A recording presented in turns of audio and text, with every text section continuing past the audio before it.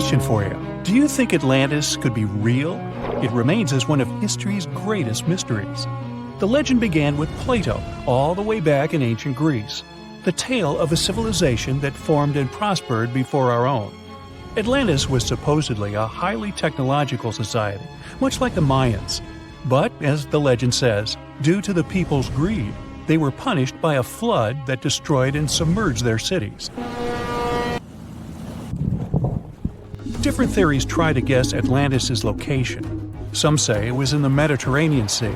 Some say it's beneath the Bermuda Triangle.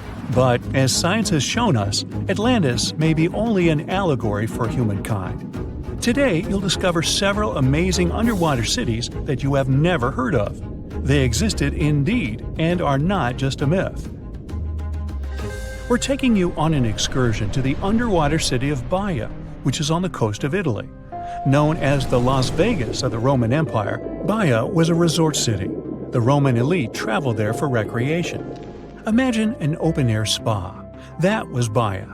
You can visit the submerged town by scuba diving and get close to that perfectly preserved, magnificent Roman sculpture, a true underwater wonder. You can spot the crumbled temples and buildings through glass-bottom boats. This is a moss-covered museum in Claudio's Nymphaeum. To your left, you can see a collection of classical Greek statues. Swimming down the Via Herculeana, you'll arrive at Villa Aprotio. Villas are Italian-style houses, and here you can admire their original marble floors. Notice the black and white patterns and the astounding shapes they make. Next, you'll arrive at Portus Julius. Can you see the collapsing wall structures at the bottom of the seafloor? You'll see well-preserved columns and limestone floors. Behold the ruins of the thermal baths of Lacus. The remaining multicolored mosaics are something great to see. You'll see their orange, blue, and green tiles if you get close enough. At Pisoni's Villa Pila, you'll see 25 preserved Roman pillars. Notice the arches, the frescoes nearby, and the magnitude of this well-kept treasure. The city was located over natural volcanic vents, so there were hot springs to be used at will. People went there looking to have an excellent time. And when I say people, I mean some of the great Roman emperors we learn about in school: Nero, Cicero, Caesar. But around the 8th century, the city was sacked and the luxurious town was abandoned. Slowly, the water level rose and the city started to drown. You are on a summer vacation off the coast of Greece, 4 hours outside of Athens, in the Peloponnese Peninsula on Pavlopetri. You dust off your snorkel and head for a free dive on a bright sunny day. Sometime into the dive, you start noticing patterns on the seabed. 13 feet below the surface, the outline of familiar objects starts to appear, one by one. As you continue swimming, what looks like the outline of an entire city emerges before your eyes. You wonder, how could water have taken the whole city? Rocks are perfectly aligned into what appears to be the foundation of a building. Nicholas Fleming, a British oceanographer on vacation in Greece, was the person that discovered Pavlopetri. He was documenting the seafloor artifacts.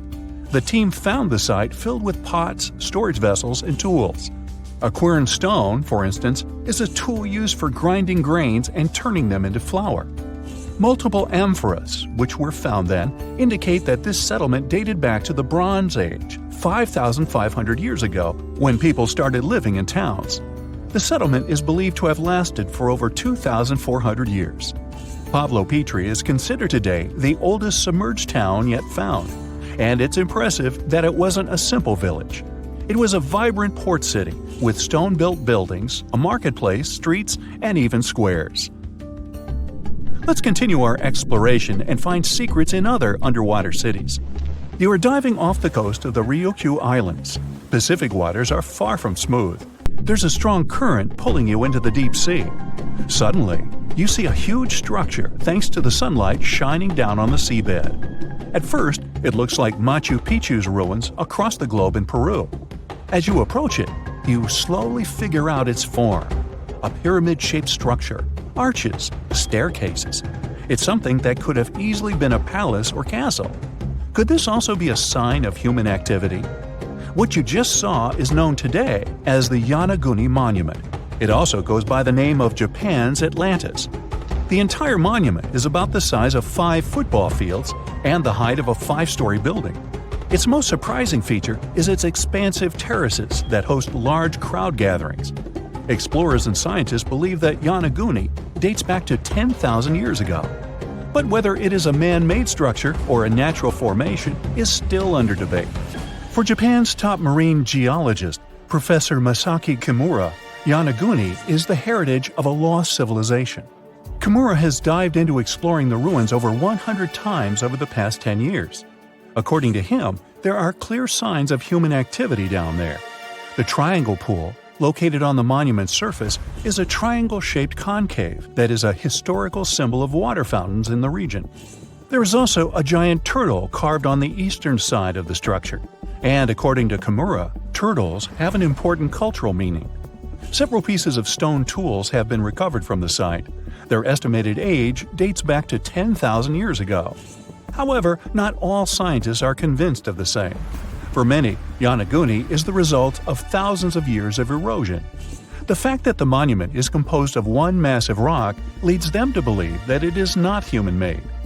The defined edges and flat surfaces resemble a natural formation occurrence in Northern Ireland, known as Giant's Causeway.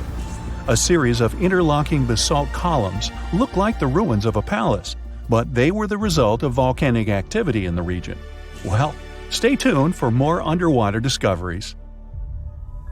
The next stop on our voyage is one of today's most famous underwater cities that has turned into an underwater archaeological park. The city of Port Royal in Jamaica exists today only below the surface. But in 1692, it was one of the wealthiest cities in the Western Hemisphere.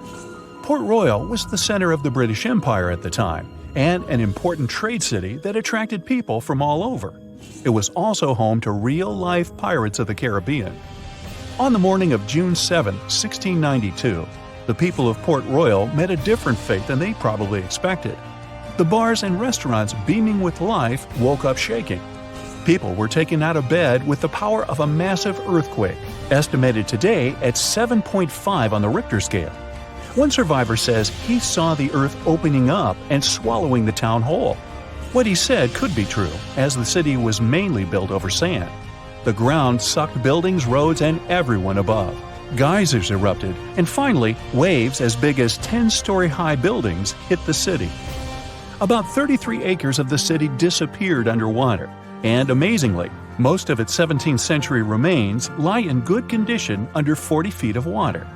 In the ruins, archaeologists have found taverns, storage rooms, kitchens, and recreational buildings used for diverse purposes. You can see a grand lion statue, a submerged bridge, and many picturesque arches. Now, do you fancy a trip to India? Just outside its coast lies another sunken marvel. A site known as the Lost City of Cambay is located on the Gulf of a similar name. It remained hidden until 2001, when the National Institute of Ocean Technology did a routine water assessment. With sonar technology, which sends a wave of sound to the bottom of the sea, they found something far beneath the surface. Images showed well-defined geometric shapes spread along a 5-mile stretch. The remains found dated to more than 9,500 years ago, meaning that this civilization was lost at around the end of the Ice Age. Debris recovered from the site included construction material, pottery, beads, sculptures, and even bones. Scientists argue whether these artifacts are indeed from the site, but if they truly are, then the lost city of Cambay would be the oldest civilization in the world. Let me take you to a place that seems to be out of this world. Life inside this cave has been isolated from the outside world for about 5.5 million years, and it does show. See for yourself. Due to such a long isolation, the conditions inside the mville cave are like nowhere else on our planet. A unique ecosystem is flourishing there, even though there is a severe lack of sunlight inside the cave, and the air is toxic.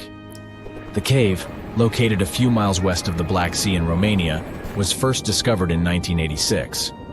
Nowadays, you can only visit it if you have special permission. Plus, the central caverns are guarded naturally by narrow limestone tunnels and vertical shafts. So, if you're no stranger to claustrophobia, you'd probably better not enter this place. In the depth of the cave, the air has twice less oxygen than the air outside.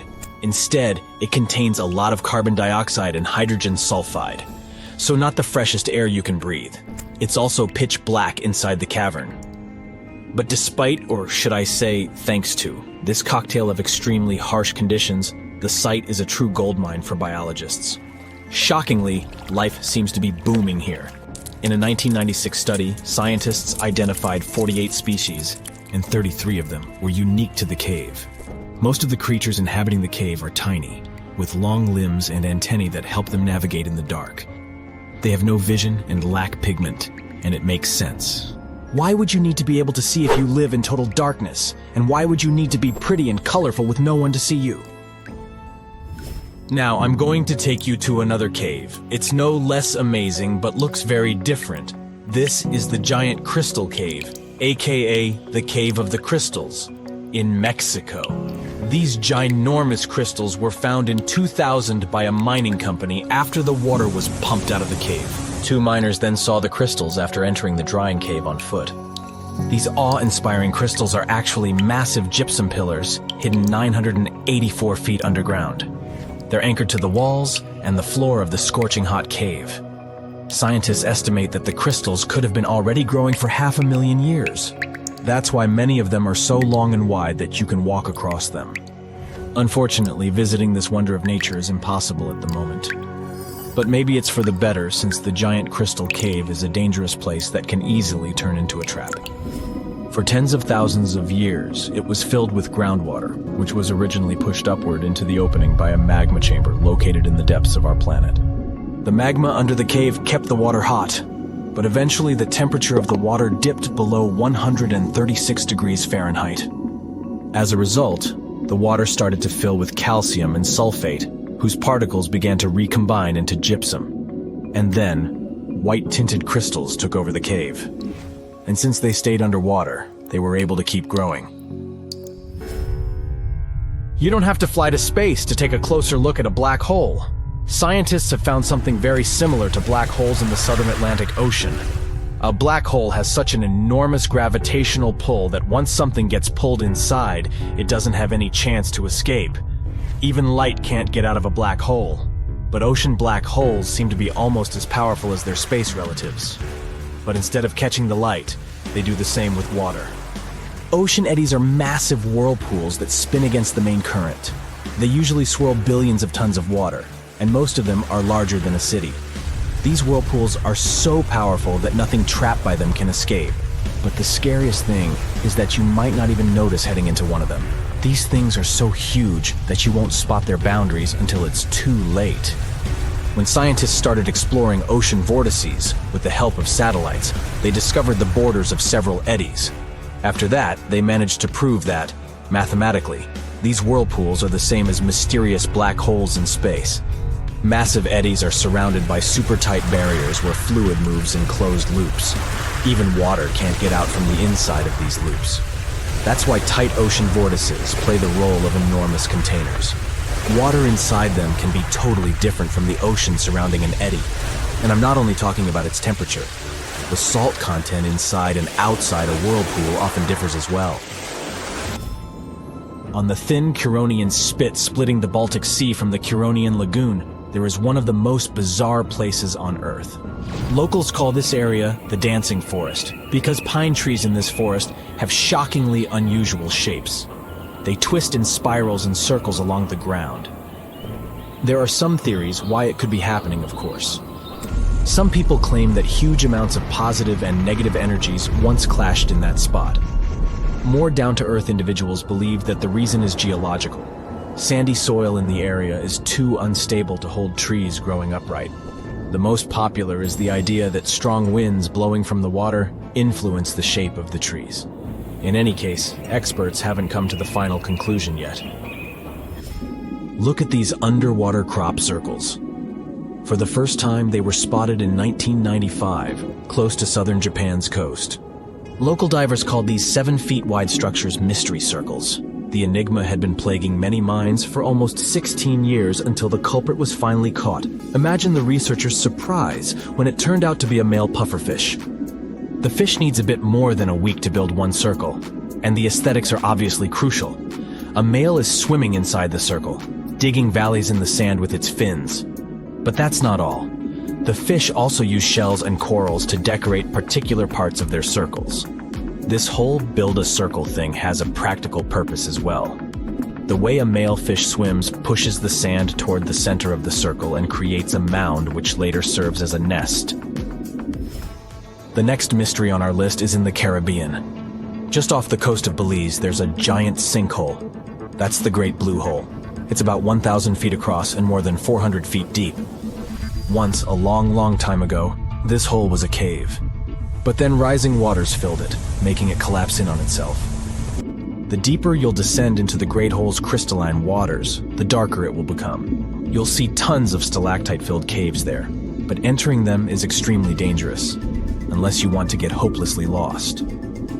Once you reach a depth of 50 feet, you'll notice that the water is shimmering. That's the invisible line dividing the sinkhole's salty top from the freshwater abyss. You might want to turn back right now. Who knows what you might come across in the murky depths. There was an old Amazonian legend that told about the river that was so hot that it boiled. And it was believed to be just a legend until Peruvian geoscientist Andres Russo questioned if the river could be real. All experts denied such a possibility. After all, hot rivers do exist, but only in the areas where there are volcanoes. As for the part of the country mentioned in the legend, there are no volcanoes in that region. But Andres Russo was too dedicated to give up. And in 2011, he finally located the river from the legends. The water in it was indeed steaming hot. Its temperature was 186 degrees Fahrenheit, not boiling, but pretty close to this point. But what shocked the researcher the most was the size of the river. One could think that the almost boiling water was the result of the activity of an underwater hot spring. But thermal pools are always small, while the river is 20 feet deep and flows for almost 4 miles. This is the only river of its kind on our planet. We've all heard of the Sahara. Sure you have. It's the largest hot desert on the planet. A sea of sand covering an area larger than the contiguous United States. But have you ever wondered what lies beneath the sand dunes? To answer this question, we must travel deep into the past of our blue planet. Up until some 6,000 years ago, the Sahara was grassland. Humans were around at this time, not me, spreading agriculture around the planet. In the north of Africa, the color green dominated. Plenty of rainfall meant that there were lakes, rivers, pastures, and even forests. A completely different image of the Sahara from the barren landscape of today. But then the climate started to shift. The region became parched, and the vegetation started disappearing. The wind did the rest. It took away the fine sediment after there were no plant roots to hold the ground together. Give it a couple thousands of years, and you get a familiar image of the Sahara. Sand and rocks stretching as far as the eye can see. But when it comes to volume, only a quarter of the Sahara is actually sand. The yellow sands of the Sahara are just one part of the story. The desert has many other features, such as gravel plains, salt flats, and plateaus. Makes you think if we understand the word desert correctly. For people who study such terrains, geologists, there is only one condition for defining a desert: precipitation. If an area gets little or no rain, then it's considered a desert. The Sahara certainly fits the bill. Its average annual rainfall is just 3 inches. Compare that to the nearly 45 inches a year in New York. When we look at precipitation, this sandy desert is only the 3rd largest in the world. Number 1 and 2 are Antarctica and the Arctic. They are larger than the Sahara by millions of square miles. It sounds odd, but there is more than one type of desert. The first 2 are polar deserts, while the Sahara is a subtropical desert. But the difference in air temperature are staggering. In Antarctica's interior, temperatures plummet to minus 76 degrees Fahrenheit. Compare that to the highest temperature on record in the Sahara of 136 degrees Fahrenheit. But this desert has a cool side. At night, the temperature is roughly the same as the average yearly temperature in Denmark. This hot and cold roller coaster makes it hard to choose the right outfit when venturing into the Sahara. And what about the sand? How deep is it actually? The depth varies between 70 and 140 feet. That's not too deep. If you put the Statue of Liberty in a tall dune, half of it would still stick out of the sand. Its vast amounts in the Sahara were created by aeolian processes, that's Greek for wind. Over time, it blows and shapes the surface of the earth. In dry areas with sparse vegetation, winds erode the ground much faster. That's what happened in North Africa. Under all that sand is the bedrock and cracked clay. If you started digging, you would find the same everywhere on the planet, with one important difference. There is some type of soil covering the bedrock. This is not the case in the Sahara. Because of the arid climate and a lack of vegetation, sand covers the ground below. Over the course of thousands of years, a lot of interesting finds ended up in the desert sand. For example, there are petrified tree trunks. These are essentially preserved prehistoric trees. They date back to the time when the region was lush green. In some places, the trees of this fossilized forest are at least 65 feet tall. The wood is so well preserved that you can still see the texture and knots. There are even fossilized pine cones. In 1992, scientists found glass fragments in eastern Sahara. These canary yellow glass shards were scattered across hundreds of miles. They didn't belong to an ancient civilization, although ancient Egyptians used them to make jewelry. In fact, the breastplate of King Tut had a beautiful scarab beetle centerpiece made from this desert glass. For a long time, scientists were puzzled about the true origins of these fragments. They finally concluded that the glass was around 29 million years old. It is an impact tape. If that sounds like it has something to do with the word impact, you are correct. These rocks are formed when a meteorite hits the surface of the Earth. This generates a lot of heat. Scientists estimate that the temperature needed to melt this mineral was close to 3,000 degrees Fahrenheit. Apart from the regular fine-grained sand, we also have melted sand in the Sahara. But the desert conceals other unlikely artifacts. Shark teeth are a common find in Morocco, which sits in the western part of the Sahara. What are the fossilized teeth of these marine predators doing in the middle of the desert? This part of the world looked entirely different millions of years ago. There was a sea cutting right through what is now a desert. The Trans-Saharan Seaway ran the length of present-day Algeria and Mali. It was around 165 feet deep. That was enough for all sorts of aquatic animals to inhabit it. Large catfish, sea snakes, and of course sharks lived in the area. British archaeologists even unearthed a turtle shell in Mali in the 1980s. For centuries, there was even an entire city hidden under the desert. Timgad was a Roman outpost constructed by the Emperor Trajan around the year 100 in the current era. For various reasons, its residents abandoned it around the year 700. The sands of the Sahara soon engulfed the city. It had remained hidden for nearly 1,000 years. Then, in the 1700s, a Scottish explorer started digging out the city. His team first uncovered a sandstone triumphal arch 40 feet high, similar to the ones we can see in Rome and Paris today. An amphitheater soon popped out of the sand, and it was followed by well-preserved statues of Roman emperors. The Scotsman's find was so impressive that no one believed him at first. It took 2 more centuries for archaeologists to fully excavate the city during the 1950s. The site covers a surface as large as 10 polo fields. The ruins reveal the full mastery of Roman city planning. All the streets meet at a right angle in what is known as an orthogonal grid. You can find the same layout in modern cities such as New York. Historians estimate that during its heyday, 10,000 people called Timgad home. Different nationalities lived here, from Romans to people of African descent. Today, more than 2.5 million people live in and around the Sahara. They are spread across 11 countries in total, and their living space is growing. The desert is 10% larger than it was just a century ago. This process doesn't involve sand pouring out of the Sahara. The ecosystems on the edges of the desert simply change over time. The wind blows the soil away and vegetation dwindles. The perfect conditions for the formation of a desert landscape.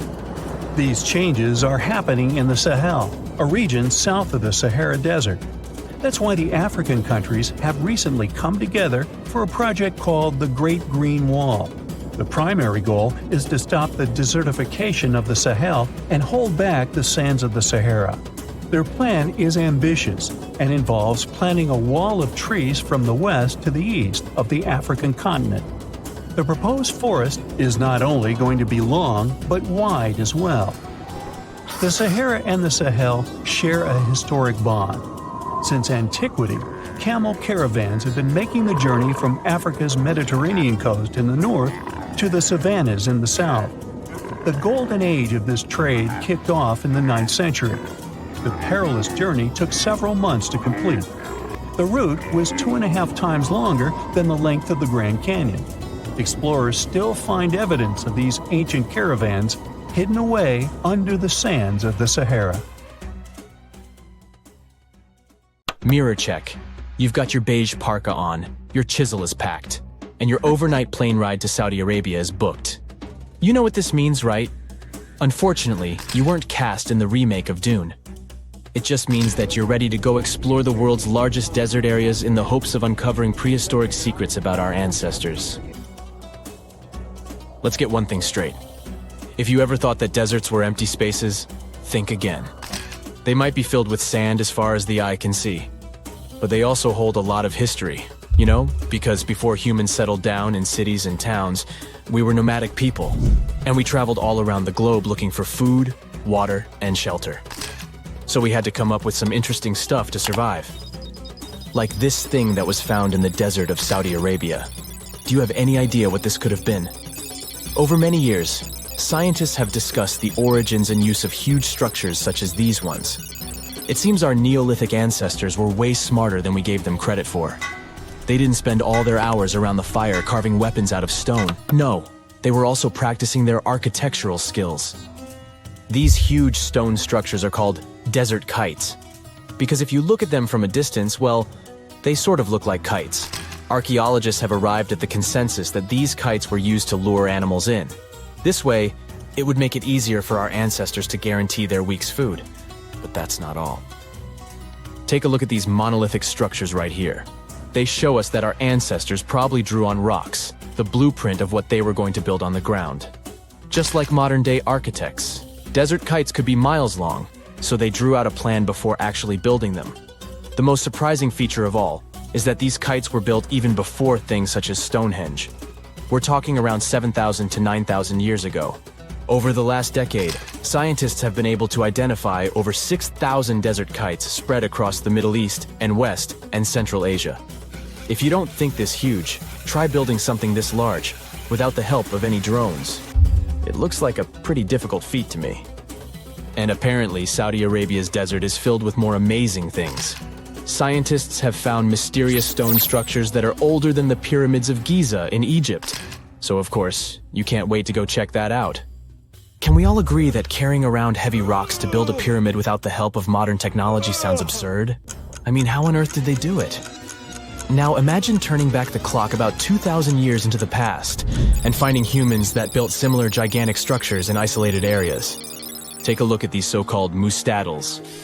They are rectangular structures built from piled-up stones, found over 77,000 square miles. Some archaeologists believe that these monuments were used for ritualistic purposes, maybe processions of some kind, where people would walk from one end of the plateau to the other. I'd be down for that. Now let's move on to another deserted area. We're entering the world-famous Sahara Desert landscape. Isn't it beautiful? Here, you're about to unravel an ancient mystery, something that took years for researchers to solve. Fun fact, the Sahara Desert is the world's largest hot desert. It spans over 3 million square miles, which would be like putting 1,000 times the country of Hawaii next to each other.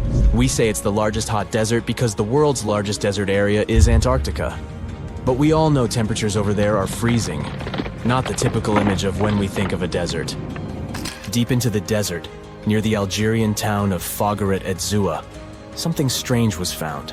For decades, these tiny dots appeared on images of Google Earth, but nobody could explain what they were.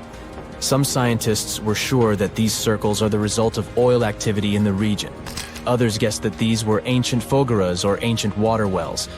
There are dozens of them, stretching for miles and miles in a straight line. The strange thing is that they are always far away from any town, road, or human activity in general. So what was or is their purpose? If you had to take a guess, what would you say? Remember we talked about how our ancestors had to be creative in order to survive in the desert? Let's try to walk in their shoes for a minute. Imagine you're a nomadic hunter-gatherer living in a desert area. You spend your days basking in the hot sun, trying to count all the grains of sand around you. But you also need to eat and drink water. But how on earth do you get water in a desert? Sure, you can hope to keep running into oasis every week or so, but that seems a bit risky, doesn't it? That's why North African people invented the so-called fogaras. The fogaras are a 2,500-year-old irrigation system. Locals would dig deep wells in elevated areas, wells deep enough to tap into underground water. Then, they would dig parallel shafts at regular distances. This way, the water would flow from the main well down into all the shafts and irrigate entire areas. Travelers could stop by the shafts and quench their thirst. They could also raise livestock and tend to crops. Pretty clever, huh? As much as these holes did look like fogaras, a little bit of research would show you that they're not. You see, these shafts were built in a line, and not in a circular shape like the ones we're looking at now. So maybe it has something to do with the second option?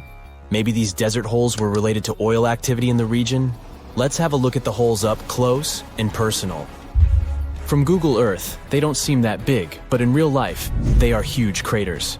The tip to uncovering what they are is hidden beneath the sand. If you were one of the researchers originally uncovering the truth behind this mystery, you would have found something unique hidden in the sand. Old dynamites and vintage sardine cans.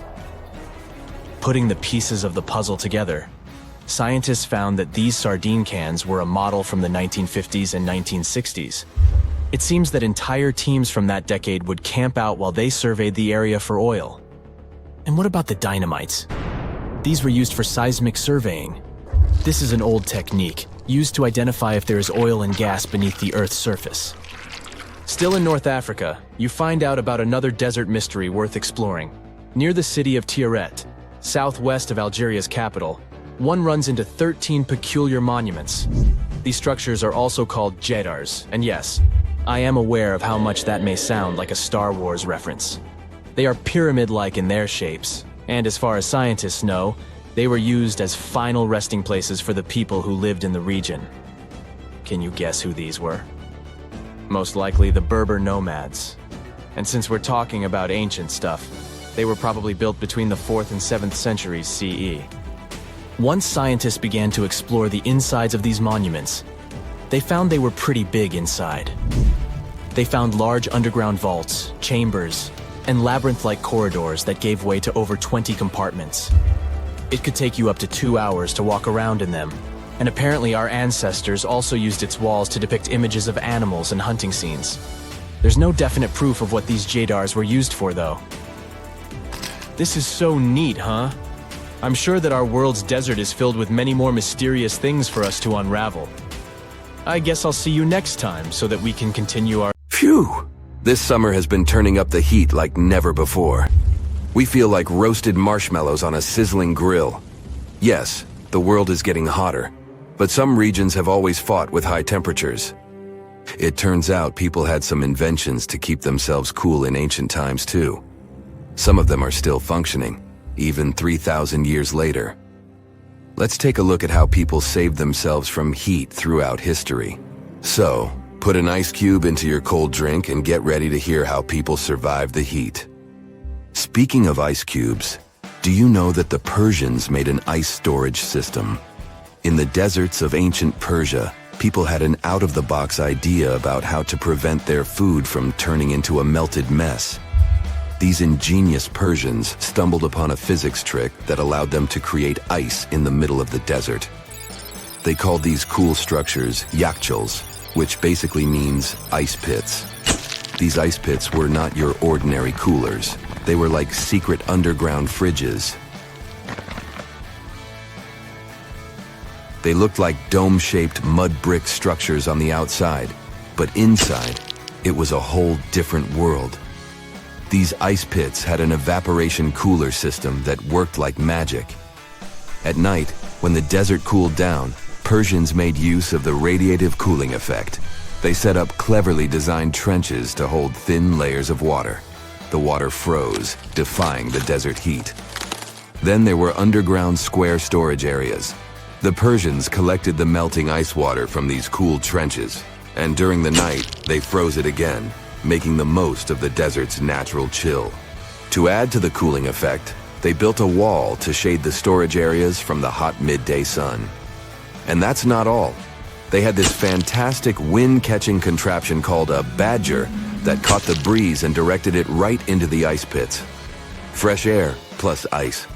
Cool breeze. A winning combo. They even had intricate water channels called qanats to bring water to the ice pits and homes all the way from the nearby mountains. As time passed, these yakhchuls faded into history and modern technology took over. But hey, there's good news too. Some awesome folks in Iran are restoring these ancient coolers. So, if you ever find yourself in the desert, don't forget to pay a visit to these marvelous places and witness the genius of the ancient Persians firsthand. Now, I want to focus more on the wind catchers because they don't just help make ice cubes. They actually function as a cooling system as well. Back in the day, those clever architectural wonders were all the rage in places like Persia, modern-day Iran, Egypt, and the Middle East. Imagine tower-like structures with openings at various levels strategically placed to harness the power of nature's breeze. These openings were like magical portals for the wind. They captured those refreshing gusts and guided them right into people's living spaces. Basically, they were natural air conditioners. The breeze would gracefully flow downward, cooling the ground as it danced through the building. The secret sauce lies in the details: the tower's height, the number of sides, the openings, and the positioning of the interior blades. Everything plays its role in how efficiently the wind towers work out. Thanks to these wind catchers, ancient societies could enjoy comfy indoor temperatures without sweating. Can you imagine living in those times? Feeling the gentle breeze whisking through your home, keeping you feeling fresh and chilled out? The Persians are often credited for inventing these awesome wind catchers. But hey, don't forget about Egypt. There, you can find traces of similar structures dating all the way back to 1300 BCE. Yes, the invention of wind catchers may have occurred in ancient Egypt, but Yazid in Iran is the city with the largest number of wind catchers. People wouldn't have been able to live there without these ancient ACs, because there was almost no rain in the area throughout the year. Now, let's look at these perforated double-skinned exteriors. Imagine dressing up a building with a fancy perforated screen. It's like giving its exterior a stylish makeover while keeping things chill inside. This genius technique, firstly, scatters the natural daylight, so no harsh sunbeams to blind you. The screen also offers shade like a pro, giving the building's interior a much-needed break from the blazing sun. Think of it as a natural sun hat for your home. Placing this screen about 4 feet away from the outer walls creates a breezy, dreamy hallway for fresh air circulation. And hey, they add a touch of elegance to the building too. These structures are sometimes called jali. Jaipur, India, for example, has an average daytime temperature of about 100 degrees Fahrenheit. So these structures are lifesavers. Jalis come in various forms, crafted from cement, earth, and wood. It's a cultural symbol deeply embedded in Indian architecture. You can find its captivating presence in iconic historical buildings like the majestic Taj Mahal and the Grand Red Fort in Delhi. But hey, it's not just a thing of the past. It's still rocking modern architecture scenes, and its charm has sparked creativity in artists and designers worldwide. It adorns the building's exterior, its cross-section showing a larger opening on the outside and a smaller one on the inside. This is where the Venturi effect steps in to show off its physics prowess. As the air flows through the narrowing passage, it picks up speed, creating a difference in pressure between the inside and outside of the building. Air blowing at a higher speed gets compressed, and when released, it cools down. Mashrabia is a wooden lattice or screen used in the Middle East and North Africa. These decorative wonders are like window blinds, but they do more than just look pretty. They're smart too. They give privacy, shading you from the sun, and let fresh air and light in. Some people also add clay pots filled with water, sand, or damp straw to their designs. As hot air breezes through the holes, it also passes through the pot's porous surface. The moisture inside evaporates, cooling the air. This is a perfect low-cost technique for hot and dry climates. It's eco-friendly, and there's no need for electricity. Now, let's fast forward to today. Designers are getting creative, mixing traditional wisdom with modern tech. At the Al Bahar Towers in Abu Dhabi, they've got it too. Picture over 2,000 hexagonal panels that dance with the sun's movement, providing shade to the building's interior. Water evaporation was another secret weapon for ancient people. Simple, yet super effective. Plus, ancient Egyptians hung wet mats and curtains in doorways. When the air passed through them, it cooled down, providing a relief from the scorching sun. Ancient architects were the masters of maximizing airflow. They knew how to cross-ventilate and let hot air escape while inviting cooler air to the party. Speaking of ancient Rome, bathhouses were the place to be back then. It was like a community hub.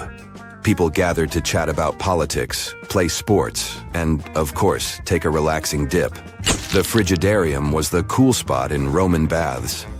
After a steamy soak in the caldarium, Romans dashed to this giant pool to chill out.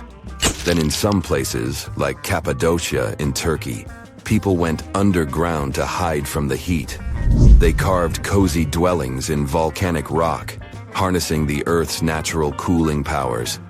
So the lesson here is simple. Architects and designers can create wonders by combining local traditions with smart tech. California's Death Valley boasts the highest officially registered temperature to date, with 134 degrees Fahrenheit in 1913. Meanwhile, Africa's sweltering record stands at 131 degrees Fahrenheit in Kebili, Tunisia, as noted in 1931. In Europe, the highest temperature ever documented reached almost 120 degrees Fahrenheit in Sicily in August 2021. Then, in 2022, the UK had the hottest summer of all time. You've probably heard about the mysterious sea state of Atlantis. It was a high-tech utopia where people lived happily, but then something happened, and Atlantis disappeared from the face of the earth. Many people believe that this city lies at the bottom of the Atlantic Ocean. But what if we've been looking in the wrong place all this time? What if it's somewhere different from where they're trying to find it? What if all this time Atlantis was in the middle of the Sahara Desert? Well, this unexpected theory has some evidence, but to study this version, you first need to understand what Atlantis was and how we got to know about it. The very first mention of the mysterious city was in 360 BCE. Ancient philosopher Plato wrote about Atlantis. His work, Dialogues, described Atlantis as a rich land with advanced technologies. Its inhabitants were powerful, intelligent, and beautiful, like superhumans. He described in detail the structure of the city, and this was the main reason why many people believed in the existence of Atlantis. According to his records, the Atlanteans built this place in several concentric circles of black and red stone.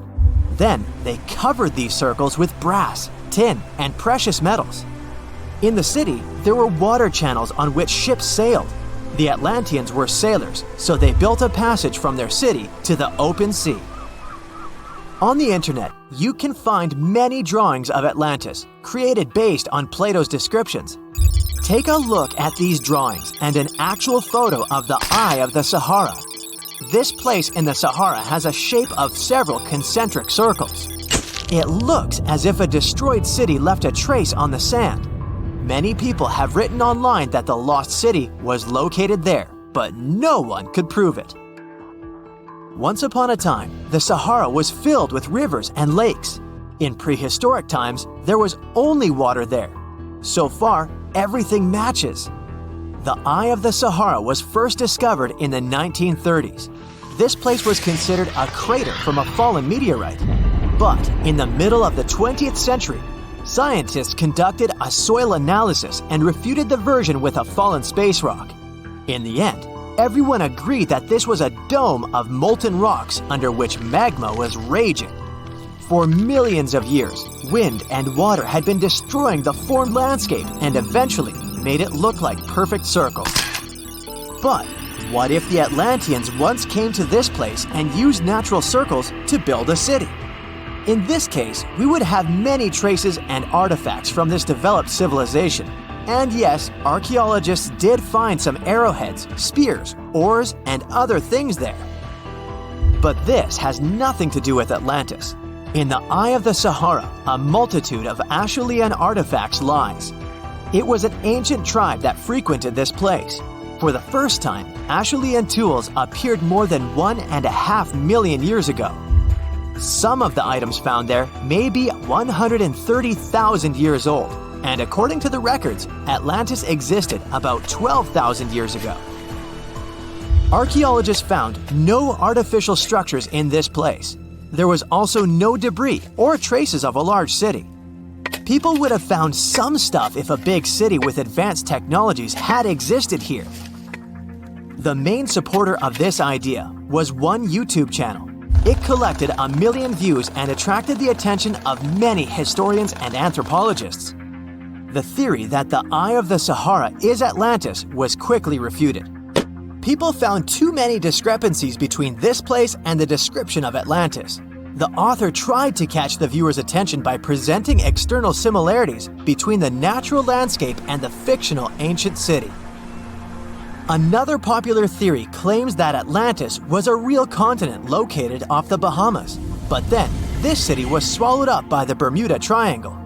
According to this legend, the city ruins still lie at the bottom of the triangle, but there's no confirmation of this theory either. Writer Charles Berlitz invented it. Adherents of this theory claim that the walls and streets in the western part of the Bahamas might be the ruins of Atlantis.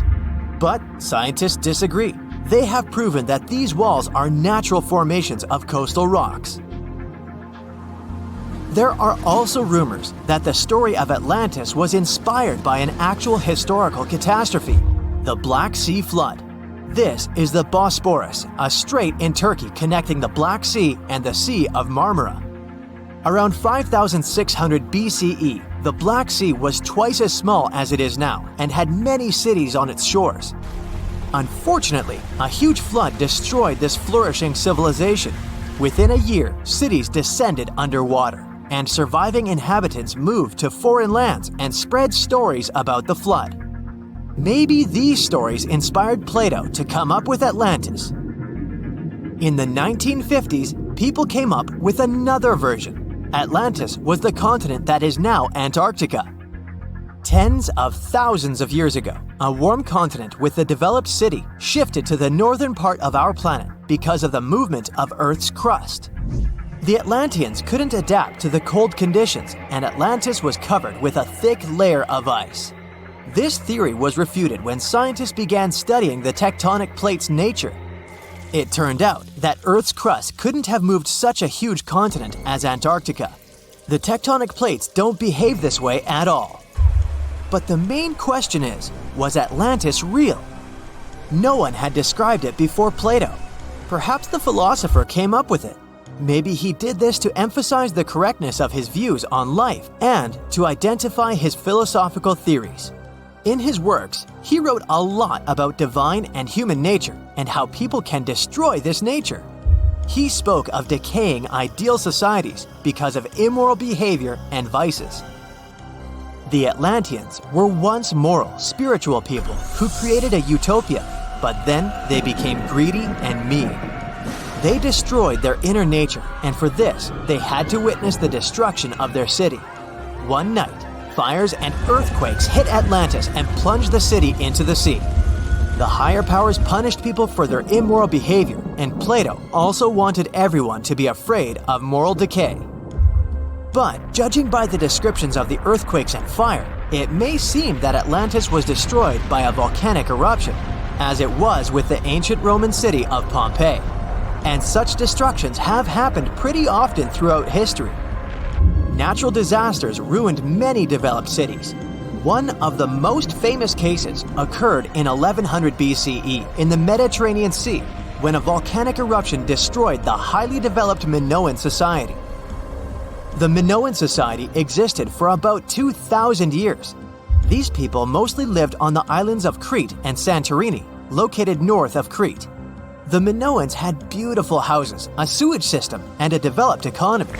They were engaged in agriculture, grew fruits and vegetables, painted frescoes, and made jewelry. They were the first people to found the thalassocracy, an empire based on the sea.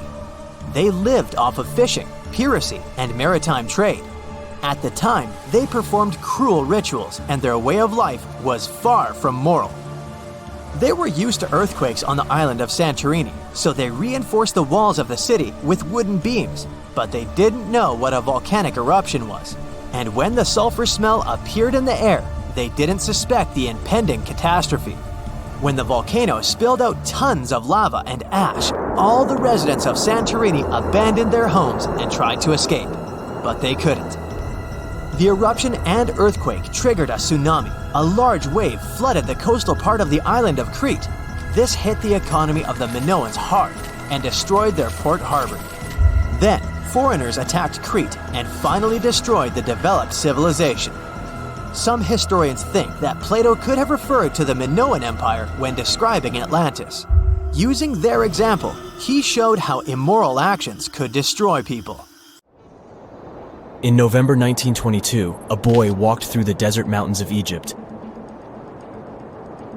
and discovered some ancient steps carved into the rock. Subsequently, this find became one of the world's largest and most significant archaeological discoveries. This step was part of Tutankhamun's untouched tomb. Archaeologists found about 5,000 ancient objects, including jewelry, fabrics, painted vases, and funeral masks. You've probably seen one of them. It has become one of the most recognizable attributes of ancient Egypt. More than 100 years have passed since then, and now humanity has finally become close to another large-scale discovery, the tomb of Cleopatra. This queen was the last active ruler of the Ptolemaic Kingdom of Egypt, who sat on the throne from 51 to 30 BCE. There are many ancient records about Cleopatra, her reign, and her unusual personality, but until now, no one has discovered the secrets about her passing away in the burial place. So, one archaeologist, Dr. Kathleen Martinez, has been studying ancient records and temples around Alexandria for decades, and concluded that the tomb of the queen should be located under the ancient city of Taposiris Magna, founded in 280 BCE. It was a big city on the northern coast of Egypt, where tens of thousands of people were engaged in trade and industry, and it seems that Dr. Martinez's guesses turned out to be correct. She and a group of archaeologists have discovered a secret underground tunnel near Alexandria, with a length of about 0.8 miles. It was cut into the rock under Taposiris Magna's temple. During further excavations, they found many things that indicate Cleopatra's tomb lies in the tunnel's depths. It's also possible that she is buried there together with the Roman commander, Mark Antony. According to ancient records, Cleopatra and Mark Antony loved each other and together opposed the Roman Senate, which declared Antony a traitor. The fact that natural disasters have occurred on the territory of Taposiris Magna for thousands of years can complicate the excavations. Earthquakes and floods destroyed the city and possibly flooded its underground tunnels.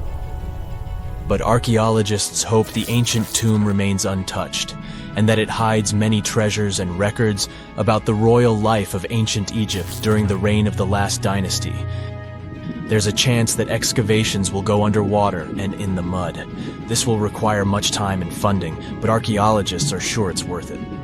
Anyway, it's too early to say that Cleopatra is really buried there, but scientists have found many things in the tunnel that confirm this, including clay pots, dozens of coins with the image of Cleopatra and Alexander the Great, as well as a bust with the image of the Egyptian queen. Cleopatra is still one of the most popular personalities in Egypt, on an equal footing with Ramesses III and Tutankhamun. She inspired many films, paintings, and books, but what made her so popular? She became famous for her inconsistency. She was a beautiful, intelligent ruler who pulled Egypt out of the crisis and made it a prosperous power. Medieval Arabic texts say she knew chemistry, mathematics, and philosophy, and may have written several scientific books. She knew several languages and had excellent diplomatic skills. At the same time, there are many legends that she was a femme fatale who drove many men crazy. However, there's no evidence that her beauty was incomparable. The image of a stunning model was created by Hollywood when it made several films where famous actresses performed the role of Cleopatra. And the Roman Emperor Octavian, the adopted son of Julius Caesar, specially created the image of Cleopatra as an insidious seductress because he was her enemy. Even though she was born in Egypt, Cleopatra wasn't an Egyptian. Her ancestors were Greeks, among whom was one of the generals of Alexander the Great. However, the people of Egypt loved her. She learned the language and was very sensitive to the traditions of this country. She knew the history, mentality, and customs of ancient Egypt well. She raised the level of its economy and strengthened its status as a world power. Much of this was made possible thanks to her cunning and impressiveness. She loved theatrical performances and lavish celebrations. She knew how to surprise people and put on a show. But behind the exterior image of a luxury lover was an intelligent and calculating ruler. Ancient Egypt was a rich, luxurious country, and Cleopatra did everything to increase its wealth and strengthen its position in the international arena.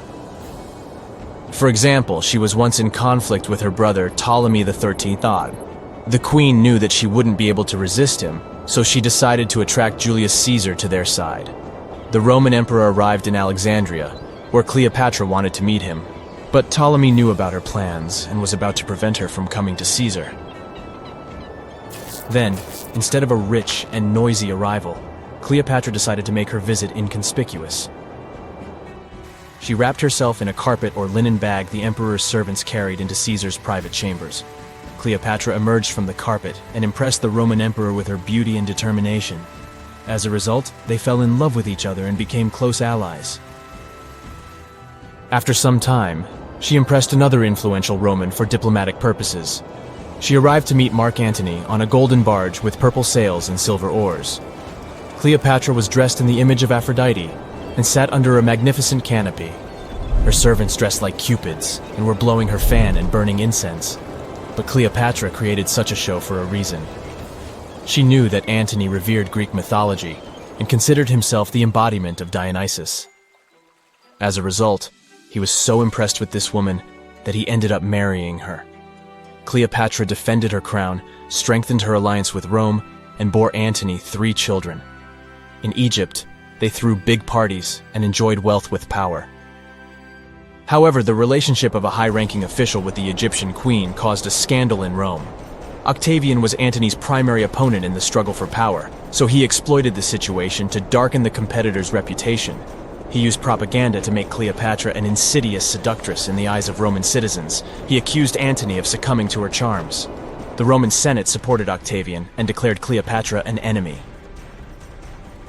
In 33 BCE, this conflict reached a high point when Antony's navy clashed with Octavian's fleet.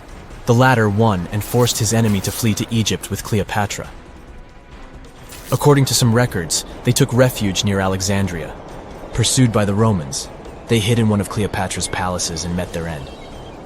Some legends say that Cleopatra was an expert in poisons. She provoked a venomous snake, a viper or an Egyptian cobra, to bite her. Also, according to another legend, she pricked herself with a poisonous needle. There's a theory that Cleopatra always carried an ampule with poison inside her hairbrush. And when she was cornered, she soaked the needle with this poison and pricked herself. None of this can be said for sure. Scientists are still trying to find out the truth. Perhaps when they reach Cleopatra's tomb, the world will get more answers about her tragic fate.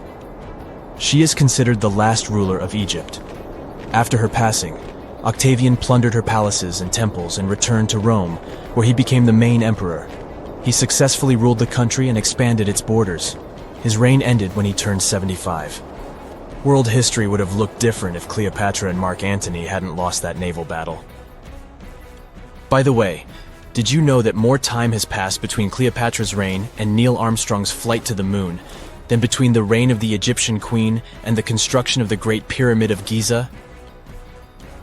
Armstrong took a step on the Earth satellite in 1969, 38 years after the birth of Cleopatra. And the construction of the pyramid took place in 2560 BCE. Imagine how long the history of ancient Egypt is. Cleopatra is closer to us in time than to the pyramids.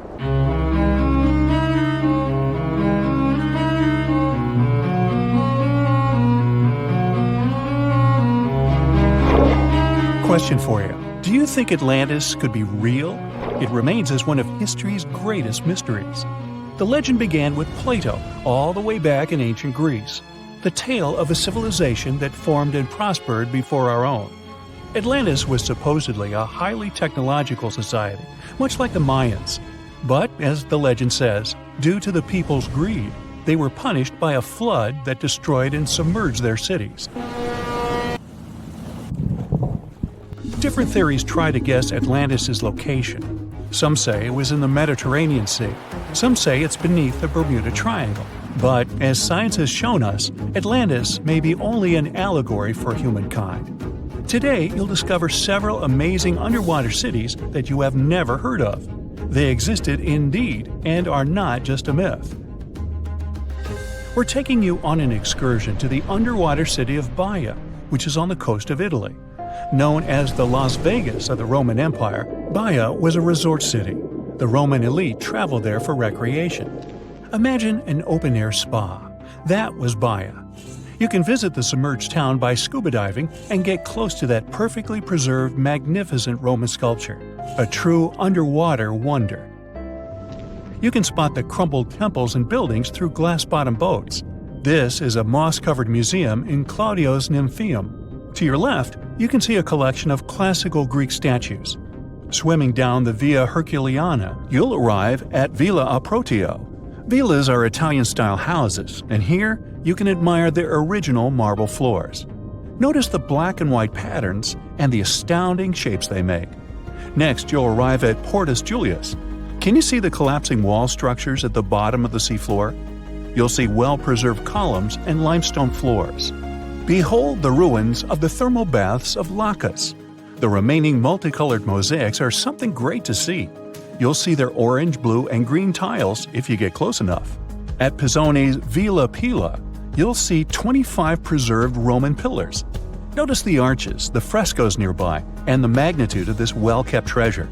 The city was located over natural volcanic vents, so there were hot springs to be used at will. People went there looking to have an excellent time.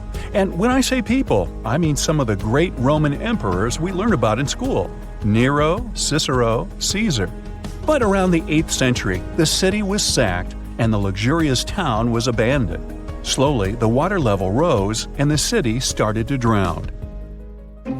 You were on a summer vacation off the coast of Greece, 4 hours outside of Athens, in the Peloponnese Peninsula on Pavlopetri. You dust off your snorkel and head for a free dive on a bright sunny day. Sometime into the dive, you start noticing patterns on the seabed. 13 feet below the surface, the outline of familiar objects starts to appear, one by one. As you continue swimming, what looks like the outline of an entire city emerges before your eyes. You wonder, how could water have taken the whole city? Rocks are perfectly aligned into what appears to be the foundation of a building. Nicholas Fleming, a British oceanographer on vacation in Greece, was the person that discovered Pavlopetri. He was documenting the seafloor artifacts. The team found the site filled with pots, storage vessels, and tools. A quern stone, for instance, is a tool used for grinding grains and turning them into flour. Multiple amphoras, which were found then, indicate that this settlement dated back to the Bronze Age, 5,500 years ago, when people started living in towns. The settlement is believed to have lasted for over 2,400 years. Pavlopetri is considered today the oldest submerged town yet found, and it's impressive that it wasn't a simple village. It was a vibrant port city with stone-built buildings, a marketplace, streets, and even squares. Let's continue our exploration and find secrets in other underwater cities. You are diving off the coast of the Ryukyu Islands. Pacific waters are far from smooth. There's a strong current pulling you into the deep sea. Suddenly, you see a huge structure thanks to the sunlight shining down on the seabed. At first, it looks like Machu Picchu's ruins across the globe in Peru. As you approach it, you slowly figure out its form. A pyramid-shaped structure, arches, staircases. It's something that could have easily been a palace or castle. Could this also be a sign of human activity? What you just saw is known today as the Yonaguni Monument. It also goes by the name of Japan's Atlantis. The entire monument is about the size of 5 football fields and the height of a 5-story building. Its most surprising feature is its expansive terraces that host large crowd gatherings. Explorers and scientists believe that Yonaguni dates back to 10,000 years ago. But whether it is a man-made structure or a natural formation is still under debate. For Japan's top marine geologist, Professor Masaki Kimura, Yonaguni is the heritage of a lost civilization. Kimura has dived into exploring the ruins over 100 times over the past 10 years. According to him, there are clear signs of human activity down there. The triangle pool, located on the monument's surface, is a triangle-shaped concave that is a historical symbol of water fountains in the region. There is also a giant turtle carved on the eastern side of the structure. And according to Kimura, turtles have an important cultural meaning. Several pieces of stone tools have been recovered from the site. Their estimated age dates back to 10,000 years ago. However, not all scientists are convinced of the same. For many, Yonaguni is the result of thousands of years of erosion. The fact that the monument is composed of one massive rock leads them to believe that it is not human-made. The defined edges and flat surfaces resemble a natural formation occurrence in Northern Ireland, known as Giant's Causeway. A series of interlocking basalt columns look like the ruins of a palace, but they were the result of volcanic activity in the region. Well, stay tuned for more underwater discoveries. The next stop on our voyage is one of today's most famous underwater cities that has turned into an underwater archaeological park. The city of Port Royal in Jamaica exists today only below the surface. But in 1692, it was one of the wealthiest cities in the Western Hemisphere. Port Royal was the center of the British Empire at the time, and an important trade city that attracted people from all over. It was also home to real-life pirates of the Caribbean. On the morning of June 7, 1692, the people of Port Royal met a different fate than they probably expected. The bars and restaurants beaming with life woke up shaking. People were taken out of bed with the power of a massive earthquake, estimated today at 7.5 on the Richter scale. One survivor says he saw the earth opening up and swallowing the town whole. What he said could be true, as the city was mainly built over sand. The ground sucked buildings, roads, and everyone above.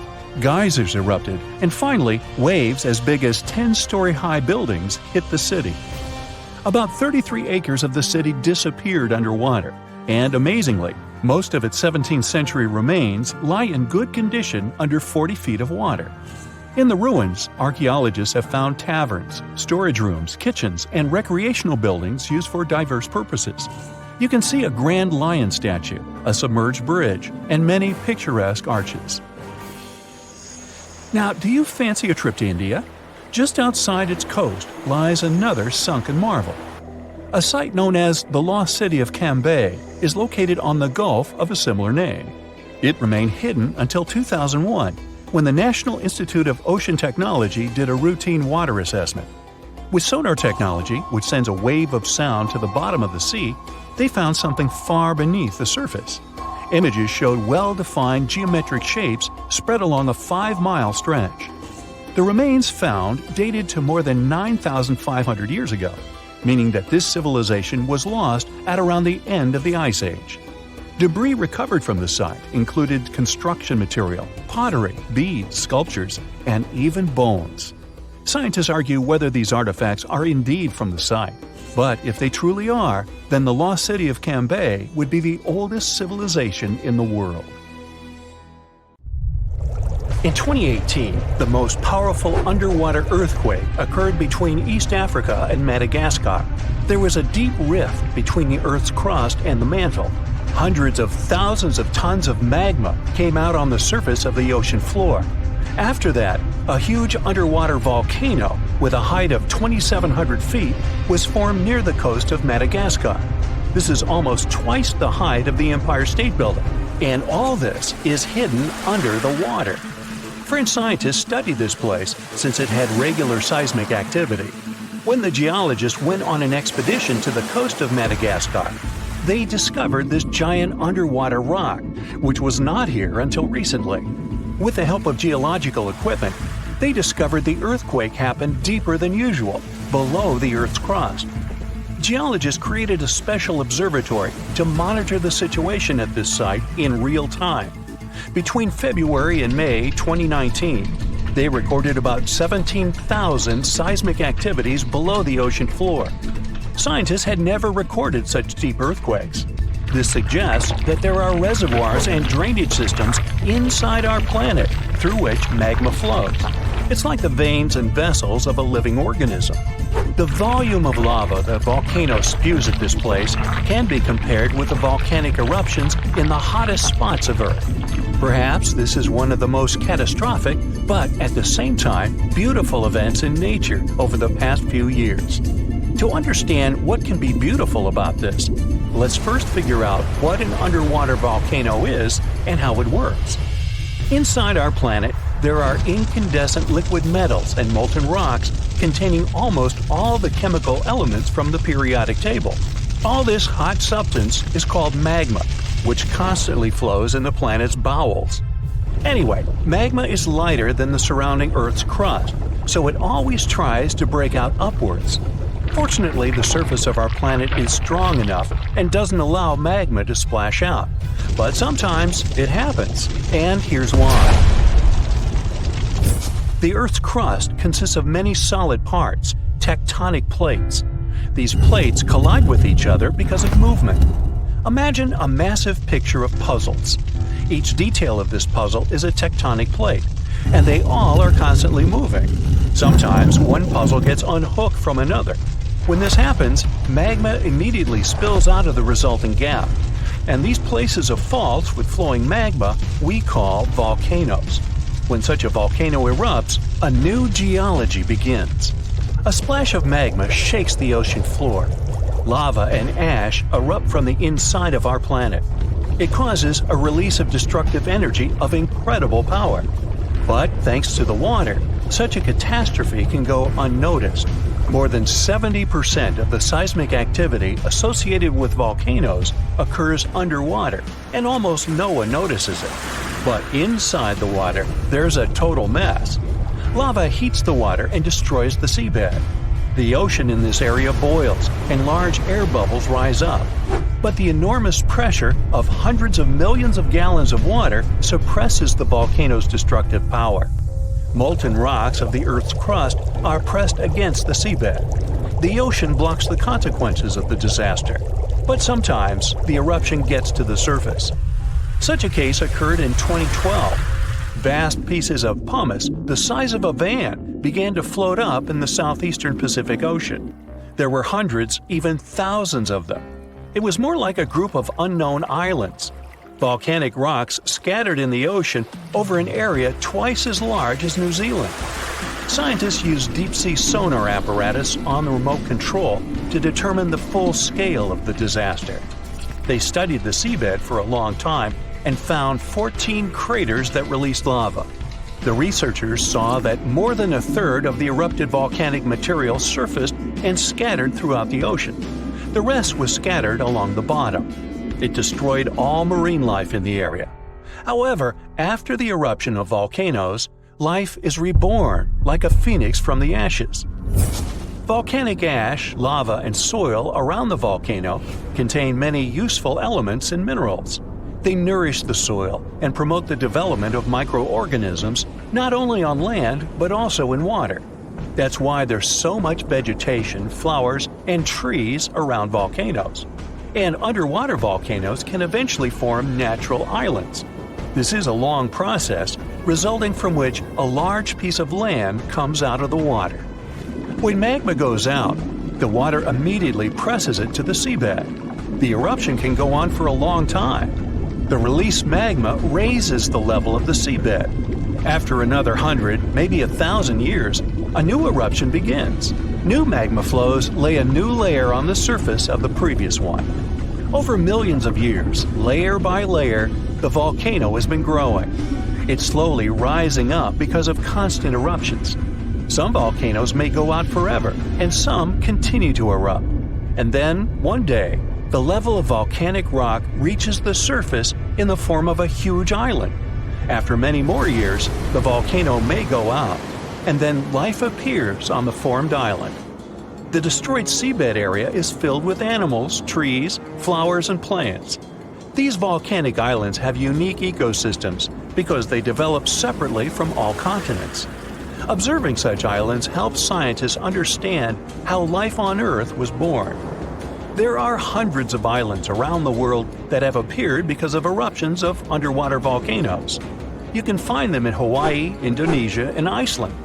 Many of them are inhabited by people. They build villages and small towns there. The ground on such islands is fertile. Fruits and vegetables grow there. The water is filled with fish. Such places may seem like paradise, but at the same time, it's dangerous to live there because the volcano may wake up. One of the most famous eruptions occurred on the island of Ogashima, south of Tokyo. People built a beautiful city right in the crater of an active volcano, and in May 1785, the eruption began. No one expected this to happen. At some point, thousands of birds rose and flew away from the island, and then the ground began to shake. A heavy, low sound came from beneath the underground depths. Thick smoke escaped from the top of the green volcano. The mountain threw dirt, large rocks, and red-hot pieces of magma into the sky. The disaster lasted several weeks. People managed to evacuate, and then there was a long recovery. Locals rebuilt the houses and brought the city back. Almost 250 years have passed since that moment, and during this time, the volcano has never woken up. Despite the risk of a new eruption, people continue to live there. The population is growing since this place resembles paradise, and no one wants to leave it. There are thermal springs, dense jungles with rich soil, and many fish. Meteorological and seismological services constantly monitor the volcano's activity. Movements and fractures of tectonic plates create another natural disaster, destructive tsunamis. Unlike volcanoes, huge waves are formed when seismic activity causes the crust to move vertically, up or down. When this happens, water pressure shifts on the ocean floor, which releases energy. This energy pushes the water and creates a tsunami. By the same principle, you form a small wave when you throw a stone into the water. First, a small tsunami appears. Then it picks up speed and increases in size. Its height can reach the level of a 5-story building. It's heading for the coast and accelerating to 500 miles per hour. This is almost twice as fast as a Formula One race car. Millions of gallons of water, weighing thousands of tons, are getting closer. And now, the wave reaches the shore and demolishes everything in its path. Houses, trees, cars, nothing can withstand the destructive force of nature. Such tsunamis are a frequent occurrence on the coast of Japan. People have built massive shields near the land to stop the waves before they hit the shore. Still, in spite of all preparedness, somehow, nature always prevails. Have you ever wondered how cool buildings of the future are going to look? Well, hold on tight because artificial intelligence is here to revolutionize the world of architecture. AI is a great sidekick. It can give the architects incredible new tools to create mind-blowing structures that are not only stunning, but also eco-friendly and super efficient. So let's check what our beautiful future might look like. First of all, you know how cities can get crazy busy and overwhelming, right? Well, guess what? AI is here to save the day and make our cities super smart. Imagine you're cruising down the road in your flying car. Yes, we'll have those. Thanks to AI, the traffic flows like a dream. No more endless gridlock. The city knows where the most likely crime spots are and takes proactive steps to keep us safe. It's like having superheroes on every corner. And hey, forget about trash piling up. AI makes sure waste is managed efficiently, keeping our city clean and fresh. They can act as a city manager who can optimize everything from traffic to safety and even waste disposal. They can analyze tons of data from all sorts of places like sensors and social media. With all that information, they can help city planners make brilliant decisions that make our lives better. Okay, so you stroll down the street, and your eyes are instantly captivated by an extraordinary building. Its futuristic curves and features make it stand out from the rest. And it not only catches your eye, but also gives Mother Nature a high five. You might think it was designed by a genius architect, but little do you know it was actually a collaboration between humans and artificial intelligence. Imagine having a super smart design buddy who can whip up thousands of incredible building ideas in a blink of an eye. That's what AI-assisted design software does for architects. It can generate and assess a ton of design options. They take into account stuff like the best materials to use and the perfect placement for the building. Also, by analyzing data and crunching numbers, algorithms can help optimize the building's design. They can ensure it minimizes energy usage, conserves water, and manages waste like a pro. Every building strives to reduce costs, save energy, and promote a better world. The result? Architectural masterpieces that are both jaw-droppingly beautiful and super practical. The cityscape of the future will be dotted with these awe-inspiring structures. Oh, but that wasn't impressive enough for you? Well, how about a stunning, futuristic building that seems to defy gravity? It's not made of traditional bricks and mortar, oh no. This marvel was created using the powers of 3D printing. With the help of AI, architects designed every intricate detail and fed all the important data, like what materials to use and how the site conditions might affect the structure. AI algorithms worked their magic to optimize the design, making it both breathtakingly beautiful and rock solid. 3D printing is basically like having a magical machine that can create awesome structures straight out of a sci-fi movie, and AI jumps in to make sure these structures are not just pretty, but also strong. In the city of the future, 3D printing will become the ultimate architect's tool. It will allow them to create structures that were once impossible to build. From mind-bending shapes to intricate details, the possibilities are endless. But AI isn't just making buildings look great, it also makes them efficient and cozy. Let's say you step into a futuristic office building, and voila! The lights automatically adjust to match your mood, and the temperature is set perfectly for you. These futuristic buildings are capable of sensing and responding to their surroundings, just like you do. They control the lighting, keeping it just right for the time of day. They manage the temperature, so it's always cozy and comfortable. They even keep a watchful eye on security and fix small issues before they become big headaches. So, the smart building knows when people come and go, so it optimizes energy usage accordingly, saving the planet and some cash along the way. Now the cool thing is, all these aren't the only possibilities. How about turning skyscrapers into a vertical forest?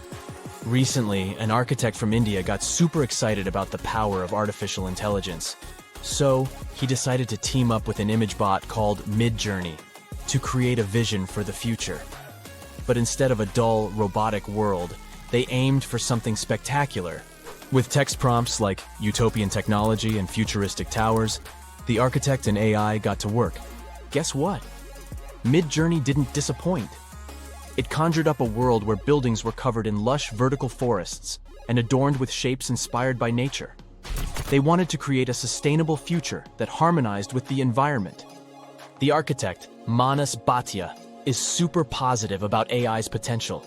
He doesn't see it as a threat to his job, but as a powerful tool for positive change. He envisions a future where architects and AI collaborate to make breathtaking designs. In his project, Bhatia even asked the AI to imagine symbiotic and hollowed structures, and it responded with pictures of apartments nestled within hollowed-out trees. Imagine a world where the building itself becomes a living, breathing part of nature. Well, Bhatia believes that nature should play a big role in architecture. He loves designing structures that embrace nature's beauty and functionality. From buildings built around trees to facades that regulate temperature, he's all about blending architecture with the natural world. With architects like Baia and the superpowers of AI, the future of cities is going to be amazing. So get ready to step into a world where nature and technology coexist in perfect harmony. It's a dream we can't wait to see come true. Or, if you're not a big fan of trees, how about this? Skyscrapers that aren't made of solid bricks, but instead, they're inflatable wonders. Zumo, an architectural practice in Barcelona, used the magic of AI to bring these wobbly structures to life. These inflatable superstructures rise above future cities like illuminated balloons in the sky. Here's the best part. These inflatable buildings have sustainability superpowers. You can pump them up to towering heights, flatten them for easy transportation, and rebuild them wherever they're needed. Plus, they're powered by renewable energy, reducing their impact on the environment. Pretty cool, right? Phew. The future is zooming toward us like a rocket.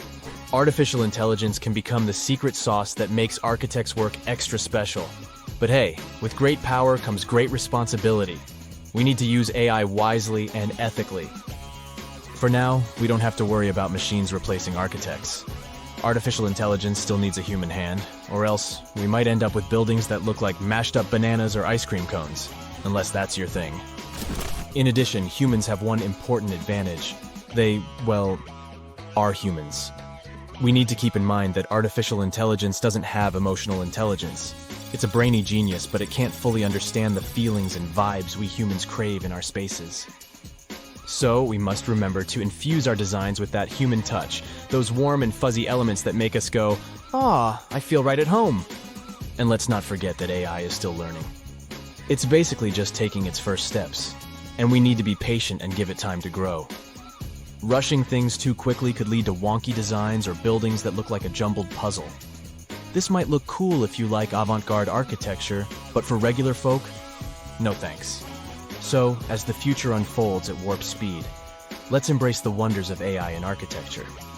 But let's also remember to balance its brilliance with our own human touch. Together, we can create a future where buildings are not just functional, but also filled with heart and soul. It's an adventure. Imagine that it's the year 2025, and our planet has completely changed. Rising sea levels, extreme weather, and the ocean becoming more and more acidic are just some of the problems people have been dealing with for years. But in one of the world's largest coastal cities, the situation has become too serious. It was a sunny day in June when a massive earthquake shook the city to its core. The ground beneath people's feet heaved and shook, and buildings swayed dangerously. People ran through the streets in panic, trying to find safety. But as soon as the ground settled, the inhabitants of the city realized the real danger. A wall of water, almost 100 feet high, was rushing toward the city, propelled by the force of the earthquake. The tsunami hit the city with unimaginable force. Entire neighborhoods were wiped out, and thousands of people lost their lives. But here's where things get interesting. In the aftermath of the disaster, the city's authorities realized that they couldn't just rebuild the city as it was before. They needed to be better prepared for the next potential disaster. And so they came up with an incredibly ambitious project to build an underwater city. The goal was to create a self-sufficient, sustainable city beneath the ocean's surface that could withstand any natural disaster. The underwater city would be powered by renewable energy, using tidal power and underwater solar panels. It would be designed to withstand extreme weather and would have its own emergency response systems. The project attracted some of the world's top scientists, engineers, and architects. They worked tirelessly to design the city and carefully considered every aspect of the project. The underwater city would have everything that a typical city had, from schools and hospitals to stores and restaurants. There would be underwater farms where fish and other marine creatures could grow. The city would even have its transportation system, advanced submarines, and underwater tunnels connecting different parts of the city. The project became a shining beacon of hope for people. It showed that even in the face of disaster, we could come together to create something amazing. But as time went on, the project no longer seemed so perfect. The cost of the project turned out to be higher than planned. There were also concerns about how long such a project would exist. After all, the ocean is very unpredictable. And still, The team of scientists and engineers never gave up. After years of trial and error, they finally created the perfect underwater city, a marvel of engineering, a self-contained ecosystem that could sustain people indefinitely. The buildings were constructed from a material that could withstand the immense pressure at the bottom of the ocean, and the city itself was powered by a network of advanced hydroelectric turbines. It wasn't long before the first wave of colonists arrived at the underwater city. There were different people in this group, and each of them had their own reasons for choosing to live in this new world beneath the waves. Some were adventurers seeking a new world to explore, while others were hoping to escape natural disasters raging on dry land. But despite their differences, all these people shared a common goal: to build a new society, one that was in harmony with the natural world. The underwater city flourished, and new discoveries were made every day. The colonists developed new technologies and ways to tame the power of the ocean. They learned to farm the sea and started cultivating underwater gardens that provided them with a steady food supply. But living underwater was challenging. People felt isolated and even claustrophobic. The situation came to a head when a group of activists started to protest against the city's expansion plans. They argued that the underwater city was a threat to the environment it was meant to protect, and that the colonists should focus on reducing their impact on the delicate underwater life. The protests sparked a heated debate among the colonists. Some of them argued that the survival of the city depended on its growth and expansion. Others claimed that the city needed to prioritize the protection of the environment above all else. In the end, a compromise was reached. The city would continue to expand, but the main priority would be sustainability and a responsible attitude to nature. The colonists would do their best to reduce their impact on the environment by using new technologies and following strict conservation rules. And they would also remember the importance of protecting the ocean and its fragile ecosystem. Years went by, and the underwater city continued to thrive. New generations of colonists were born, and they grew up in a world entirely different from the one their ancestors had known. They never saw the world on the surface, but appreciated the beauty and complexity of the underwater world they called home. And as the years passed, the city became a symbol of hope for a world struggling with the devastating effects of climate change. It showed that despite all difficulties, people could come together to create a better world. It is a reminder that the future is not set in stone, and that we can build it sustainably and in harmony with the natural world.